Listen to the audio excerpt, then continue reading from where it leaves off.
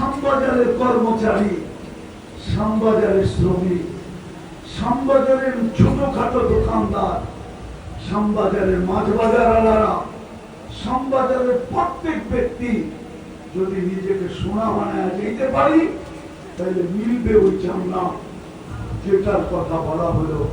বিদায় আসেন, আজকে আল্লাহর কাছে তওবা করি। তওবা করবেন? কে করবেন দেখি? পাক্কা? পাক্কা? পাক্কা? হ্যাঁ? নামাজ আল্লাহর কাছে তওবা করেন। আমি যুবকদেরকে বলবো, শ্রম পেশার মানুষকে বলবো, বুঝি আমি কাজের চাই ঝামেলা বুঝি, আমি এই সমাজেরই ছেলে, এই দেশেই বড় হয়েছি, আমি আমার দেশ চিনি, আমি আমার জাতি চিনি। হতে পারে চাই ঝামেলা থেকেই যেতে পারে, একটু আগে পিছিয়ে হতে পারে,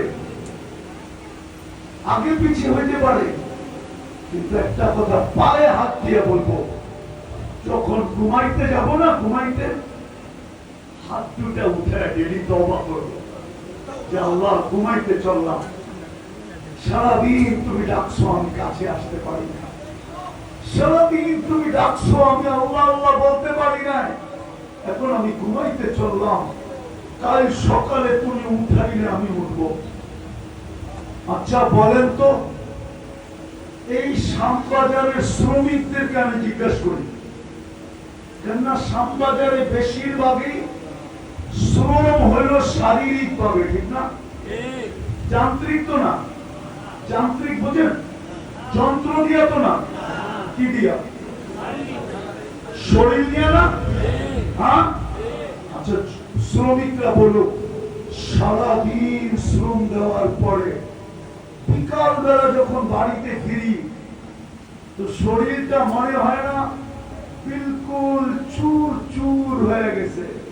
চুর চুর বোঝেন, ঠিক না? ক্লান্তিতে বিলকুল মনে হয় ভাঙ্গা চুরে গেছে, ঠিক না? আচ্ছা, রাত্রের ঘুমের পরে যদি আল্লাহ ফ্রেশ না করতেন, আজকের ক্লান্তিটাই যদি কালকে রেখা দিতেন, তাহলে কালকে কি আপনি পরিশ্রম করার যোগ্য হতেন? দুনিয়াতে মেশিন আসে নাই, কসম খোদা, যদি মেশিন আসতো না, তাইলে মাইপা দেখাইতে পারত রিক্সাওয়ালা সারাদিন রিক্সা চালানোর পরে যখন বাড়িতে ফিরছে, এর ক্লান্তির ওজনটা কতটুকু, তাইলে মেশিনে মাপা যেত। কোন মেশিন এখনো বিজ্ঞান বানাইতে পারে নাই। তদ্রূপ শ্যামবাজারের শ্রমিকরাও জানতে পারত যে সারাদিন বস্তা উঠানো আর নামানোর পরে বিকাল বেলা যখন বাড়িতে ফিরছে, তার ক্লান্তিটা কতটুকু, ওটা যদি কোন মিটার দিয়ে মাপা যেত, তাহলে আপনি বুঝতে পারতেন আপনার ক্লান্তিটা কতটুকু।